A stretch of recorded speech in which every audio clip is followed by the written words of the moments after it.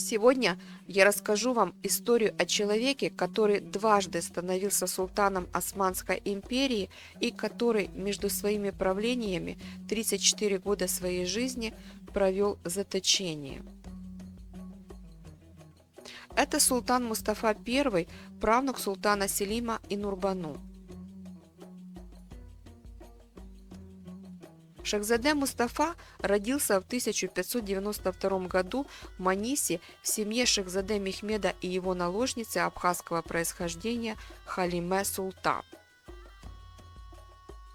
В 1595 году отец Мустафы стал султаном Мехмедом III. В первый день своего правления Мехмед III, согласно закону Фатиха, приказал задушить 19 своих братьев. Это событие вызвало негативную реакцию в народе и в последующие годы привело к отказу от братоубийственной практики. Отец Мустафы правил недолго и через 8 лет умер, предположительно, от сердечного приступа.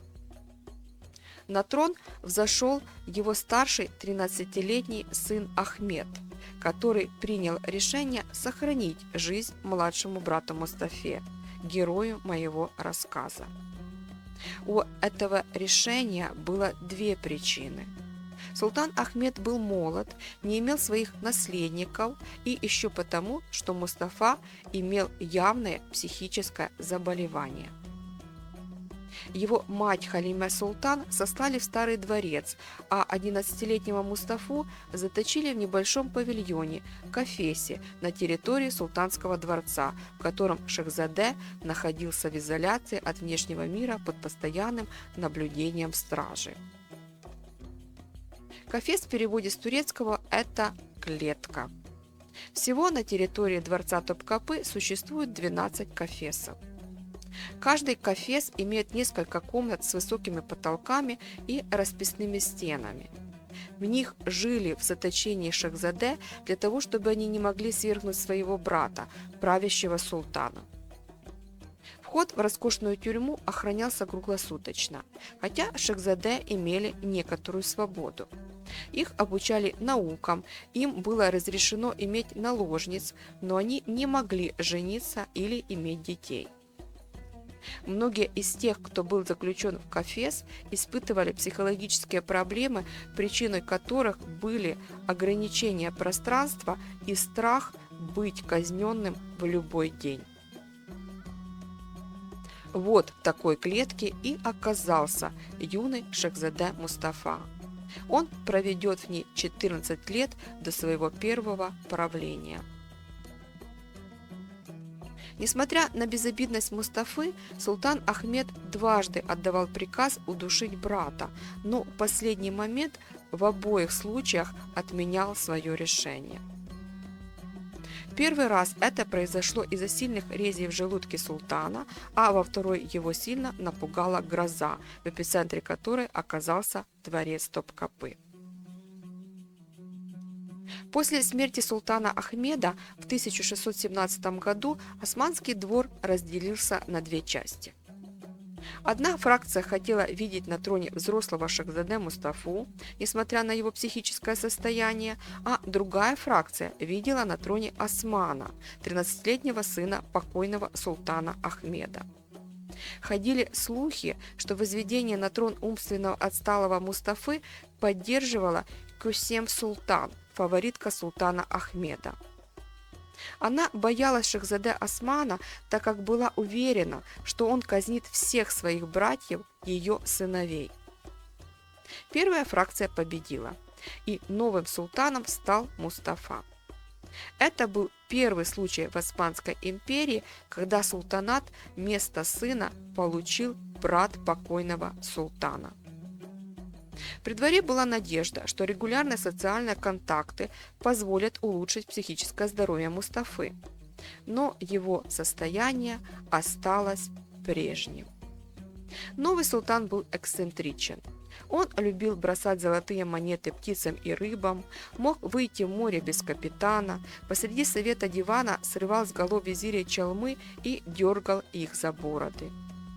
Все свое недолгое правление Мустафа был лишь пешкой в руках придворных. Фактически страной управляли великий визирь Дамат Халил Паша и Валиде Халиме Султан.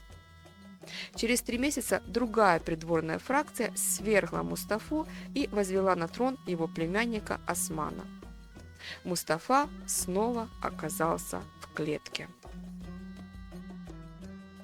На правление Османа пришли сложные времена. В стране бушевала чума, долгие холодные зимы и голод. Султан был молод, неопытен и наделал много ошибок. Этим умело воспользовалась мать слабоумного Мустафы. В стране начался бунт янычар, Османа свергли с трона и жестоко убили. Одно ухо и нос убитого Османа доставили Халиме Султан. Во время бунта против Османа военные совершили налет на дворец Топкапы с целью освободить Мустафу из заточения. Кафес имел толстые стены, железные двери и решетки на окнах. Бунтовщики забрались на купол здания и пробили потолок топорами. Затем, обвязав Мустафу веревками, вытащили наверх. Мустафа был в плачевном состоянии, в одном нижнем белье, голодный и обезвоженный, так как перед этим ему не давали несколько дней еду и воду. Таким образом, через 4 года, в 1622 году, в результате военного переворота, Мустафа стал султаном во второй раз. Психическое состояние Мустафы оставалось без улучшений. Он снова оказался марионеткой в руках матери и зятя, великого визиря Кара Дауда Паши, который убил султана Османа. Мустафа продолжал считать, что Осман жив. Он бродил по дворцу, стучался в двери в поисках племянника, чтобы тот избавил его от бремени власти. В стране продолжался конфликт между янычарами и сипахами. Смещенный Пелербей Эрзурума Мехмед Абаза Паша поднял мятеж против власти, обвиняя ее в убийстве султана Османа. Халиме Султан попыталась погасить конфликт, казнив своего зятя Кара Дауда Пашу, но Мехмед Абаза Паша не остановился и во главе 40-тысячной армии осадил Анкару. Духовники и великий визирь Каменкеш Кара Али Паша уговорили Халиме Султан согласиться на низложение ее сына. Халиме согласилась при условии, что Мустафе сохранят жизнь. 10 сентября 1623 года на османском троне оказался 11-летний Мурад, сын Ахмеда I и Кюсем Султан. Мустафа вновь был отправлен в клетку, где прожил в заточении еще 16 лет до конца своей жизни. Его мать Халиме Султан переехала в старый дворец, где вскоре умерла. Всего Мустафа провел в Кафесе в общей сложности 34 года. Несмотря на тюремный режим, Мустафе разрешалось иметь наложниц. Они у него были, но выполняли только функцию няни. Мустафа стал единственным султаном османской династии, у которого никогда не было ни жены, ни детей. Когда Мустафа умер в 47 лет, никто не мог решить, где его хоронить. Султанские гробницы были переполнены. Тело бывшего султана пролежало 17 часов, после чего его без всяких почестей предали земле в здании перед мечетью Айя Софья.